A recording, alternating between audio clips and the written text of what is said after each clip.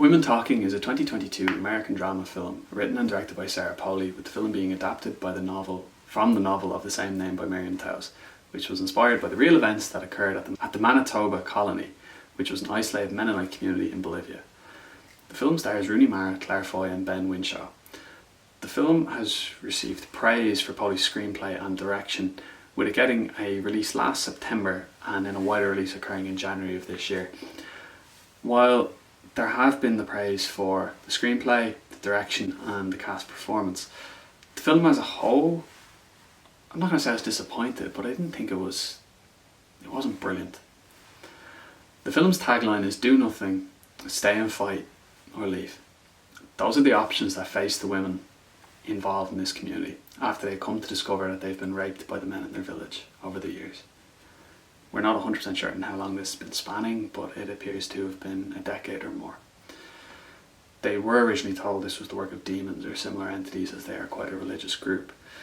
But with the discovery that this has been done to them by those closest, they're no longer able to live in a tenable situation like this, so they have to have a discussion amongst themselves and come to a consensus as to what they are best to do. We're shown the effect that being a woman in this type of isolated community or commune has on their lives. They're illiterate, have minimal rights, and believe they are the property of the men involved in the community. 95% of the story takes place inside a singular room setting of the upstairs in a barn, which is being used for the women to discuss their options to deal with the situation that they now find themselves in. I call it a discussion, but it is more so an argument or a debate back and forth between the 13 or 14 women who are there. We see two camps exist very early on: stay and fight or leave, with Foy's character providing a powerful commentary on how she feels about God and the situation that has happened to her child, with how her preference is to see harm being done to those who have done harm to them. It's hard to argue when she outlines her concepts and her ideas to tell her that she is wrong, and that is one of the things that leads to the distinction between only two camps. Some of the older women do preach forgiveness, but an understanding ends up being reached between all the women that if they forgive without truly feeling forgiveness, it was against their beliefs and, in a word, pointless. The fact that they don't show the gruesome act taking place is likely appreciated by many of the viewers, and instead we get to see dialogue as the action in this film. We do end up, however, with a situation where there is not a single scene that we can pivot around or anchor ourselves in.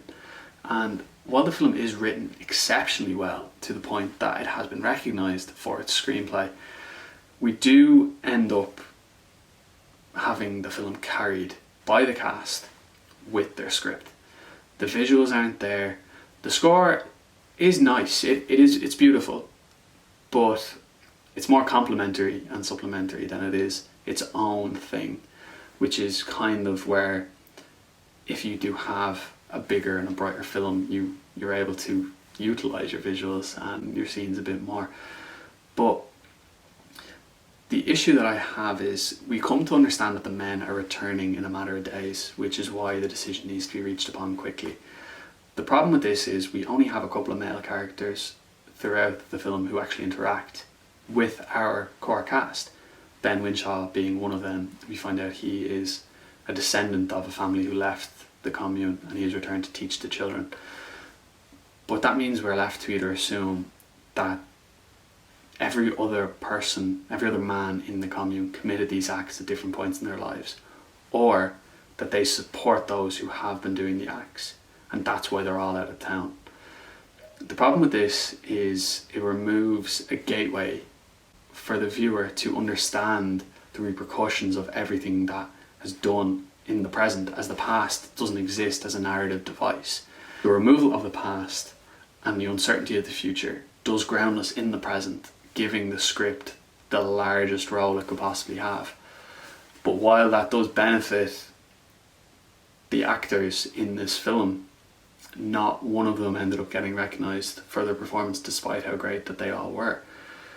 That we know inherently those who committed these acts should be punished, and the women are correct in their potential actions. We don't know why none of their fathers, husbands, sons or brothers are standing up for them also.